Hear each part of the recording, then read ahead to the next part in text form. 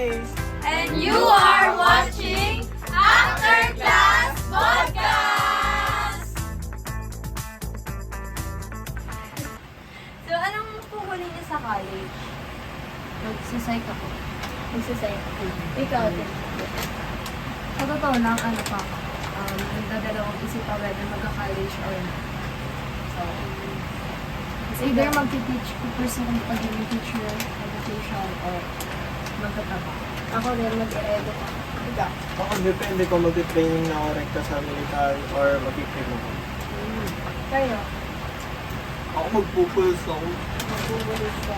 Sana Ikaw, wala. Ben? Magti-teacher, pero nagdadalawang isip pa ako. Bakit? Bakit? Kasi sa education system ngayon, parang nakakaano na yung mag-teacher kasi alam mo yun, yung hirap sa pagiging teacher, like sa setup sa classroom or sa mga school works, gano'n.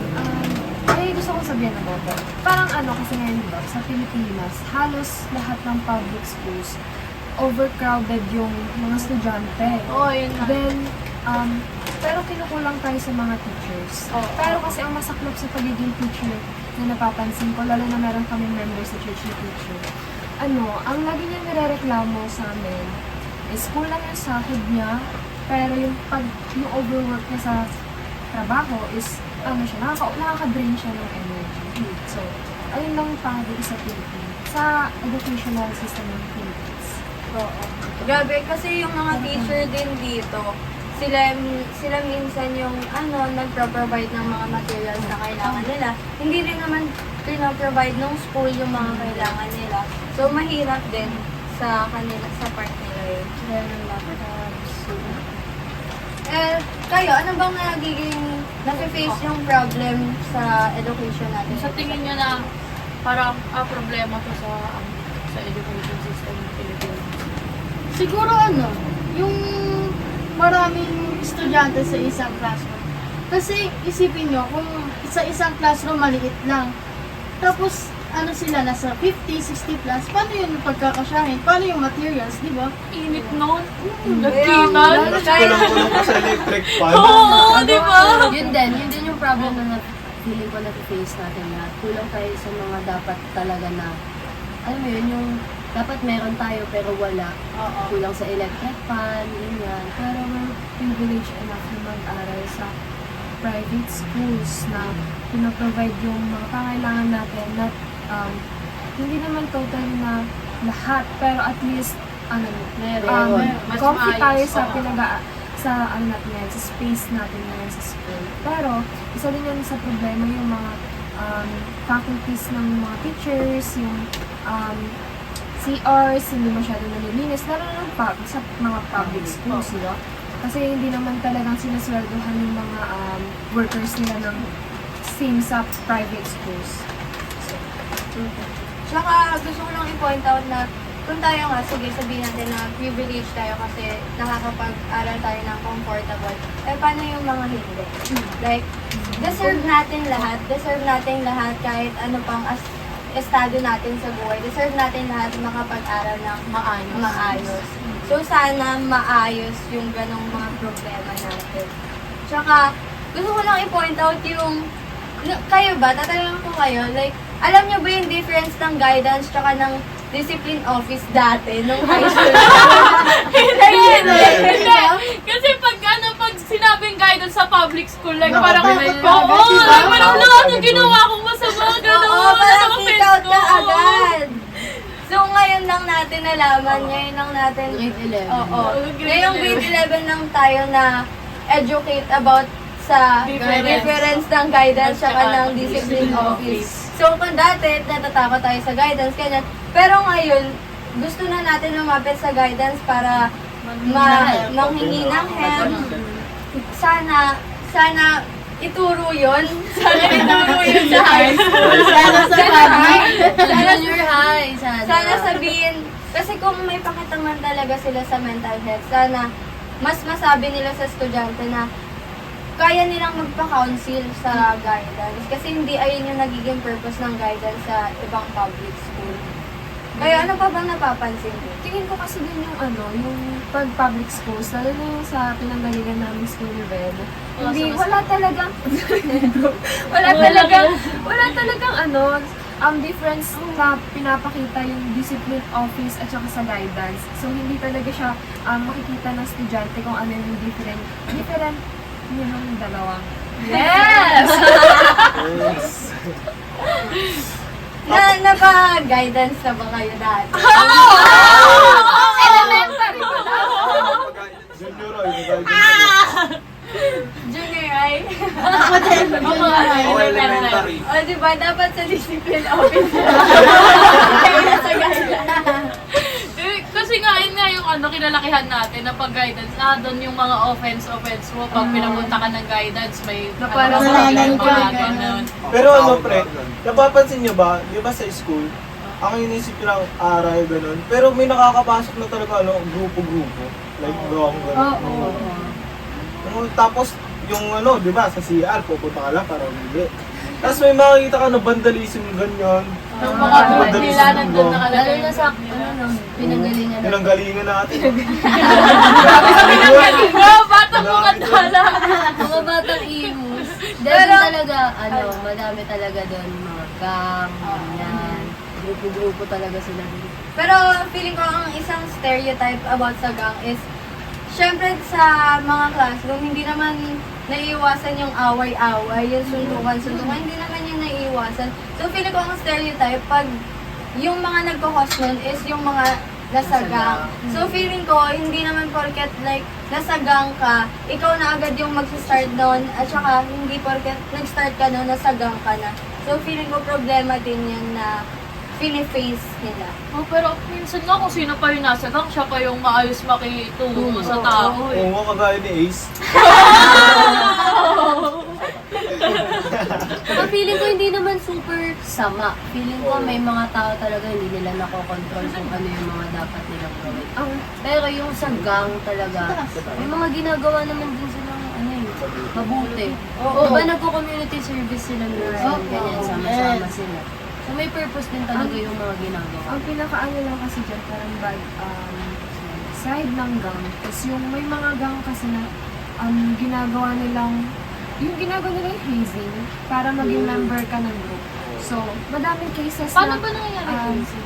Alam ko, either kunwari sa Tao Gama, sample na lang, ginagawa nila malaking pader na 2x2, tapos so ganyan, tapos sa likod ng hita mo, sa puwet, sa hita mo, nakadikit yan, tapos iga ganito. Actually, I've seen footages, lalo na sa mga footage ng mga tito ko, na ginagawa sa kanila yun. Tapos, ilang araw namin sila, hindi namin sila makakausap, kasi yun pala, nasa hospital, pero hindi sinasabi sa pamilya. So, ayun, sobrang nun para sa pamilya, syempre hindi naman nila alam kung ano nangyayari sa loob ng gang, hindi sila informed. Kung sino lang yung gusto yung sumali nun sa gang, sila lang yung nasasabi ng information, ano ba yung ginagawa doon, ano bang benepisyo pag sumali ka sa gang, mapoprotektahan ka ba, mga ganun ba. Ang tao gama ba gang? Or Hindi. fraternity siya, di ba? No, gang, di ba yung mga Oo. sa inyo? Sa statistic. Yun. Sa daan. Pero naman, sa gang naman namin, may mga pondo kami doon. Magpo-pondo Yung kami. yung pondo, yung gobyerno, wala. Normal lang yun sa gang, may pondo. Pagsasali ka kasi, may nag-aal. Bubugbugin nila. Yung pagbubugbog na yun, tandayin ng pagtanggap natin ng mga sa pangso. Tapos yung mga nagaganap na burn, yun yung Yun yung tatak na nasa group mo. Dito yun, di ba? Pero ang gusto ko lang sabihin ay, hindi, gusto ko lang sabihin na siguro, kasi napapansin ko na sobrang daming sumasali ng gang. Like, Maraming gusto sumasali ng gang kasi gusto nila may protection. Kasi nila may Feeling ko yun Akala rin naman nila mapoprotectionan sila. Pero hindi ganun. so, Parang ngayon kasi yung yung parang pag sumali ka sa gang, ay may protection ka na ganyan. Ayun, Dapat kasi pag sumali ka sa gang, alam mo yung salitang respeto. salita ng respect. ito ang letra. Pero ayun, ano pa ba?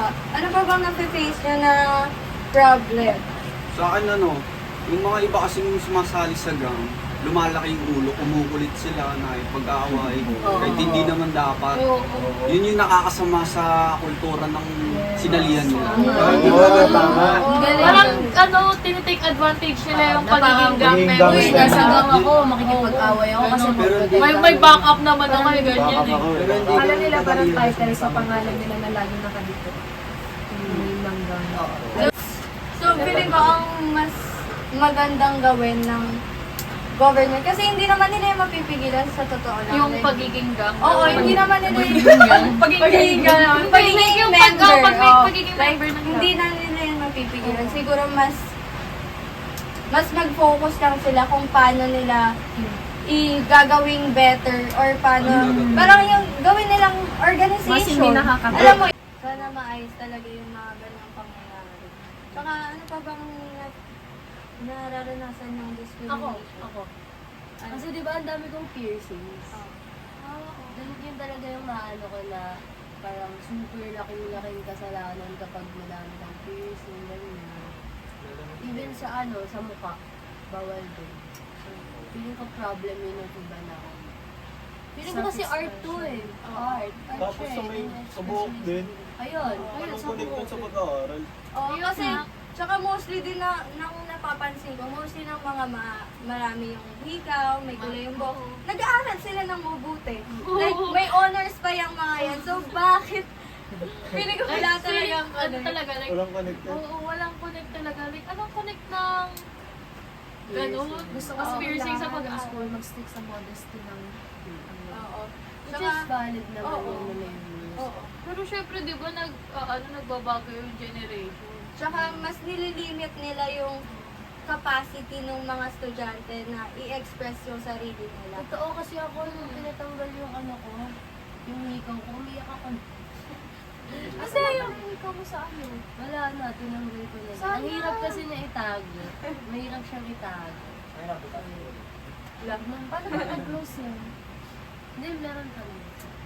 Alagyan na lang sa Sana, di ba grabe, ang dami na nating napag-uusapang problema na hindi pa rin hanggang ngayon. Ang tagal-tagal na niyan, sa totoo lang matagal na yung Oo, sobrang problema. Grade 1 pa lang ata tayo. Parang hindi pa ako pinapanganak problema na yan. Grade 12 12 na tayo. Grabe, problema pa rin siya. Ang tanong ng bayan, kailan yun ba susunod? Kailan na solusyonan? Kasi parang wala ring parang wala ring balak. Parang ang nangyayari kasi, na-address siya, pero walang change. Oo. Ganun lang. Like, oo, problema yan, pero Parang Ano validation gawa? lang. Parang Oo. pinalidate lang nila tayo na, Oo, problema yan, pero sige. Okay. oh sige, Sige, ano gagawin ko gagawin dyan? natin? Para sa kanila kasi hindi magiging problema if mag-comply lahat ng student, mag-a-abide sa sinasabi nila. Since kanila namang yun, benefit yun. So, wala silang paki sa estudyante kung hindi nila ma-express yung art nila. Yung nila. parang As long as lang talaga. academically sila inclined. Or Sana nga gano'n na lang kasi since school sila, sana yun yung pinaka-focus nila, hindi na sila nagbibigay ng attention sa iba pang bagay outside academics. Sabagay. Ikaw, ano bang mo? Nararanasan yung problema? Siguro yung sa may rest. Ano Kasi like, sa may vandalism. Kasi may ibang tropa talaga ako na nagbabandal sila. So para sa kanila, parang art lang yun. Kasi yung art na yun, kasi ngayon na may mga background na talaga na problem. Kunyari, sa pamilya nila, parang magulo, ganyan. Kung mga dinadaan nila sa pag-art. Sa pagbabandalism. Pero against naman ako dun siguro sa loob ng school, nag-art pa rin sila.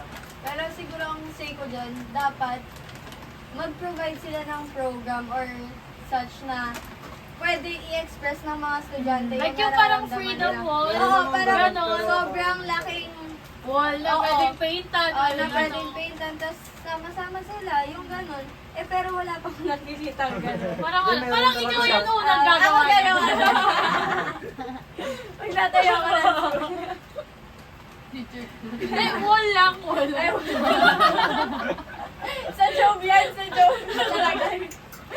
Si Eric lang maglalagay.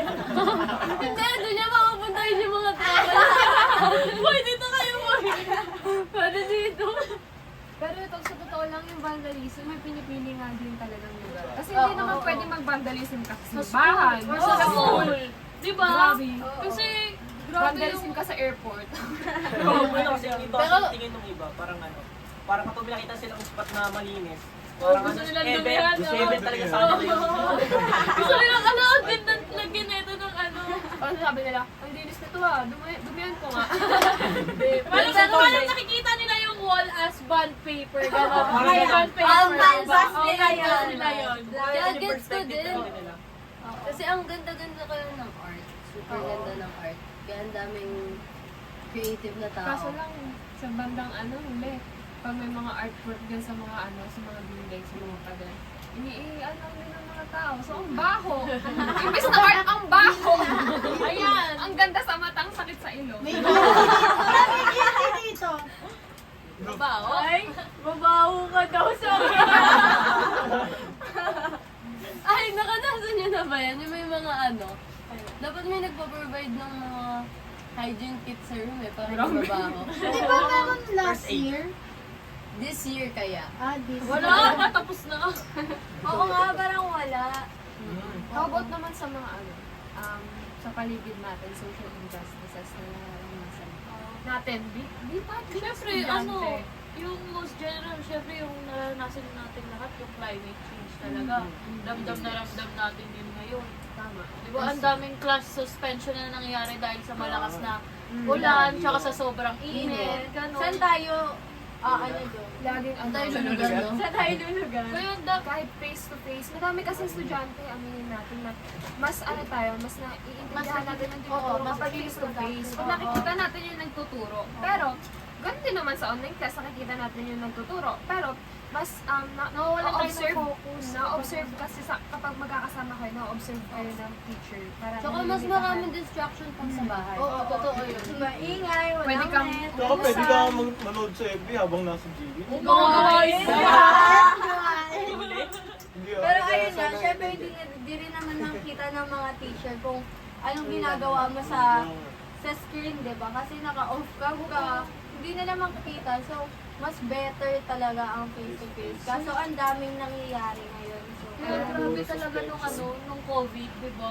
Hirap na hirap talaga ako mag-aral nung ako parang rin. kahit Wala, parang sineself-study ko yung sarili ko, wala talaga akong Alam niyo yung online class, di ba nagka-COVID-19? Alam mo ginawa ko sa 6 to 5 lang grade ko nun.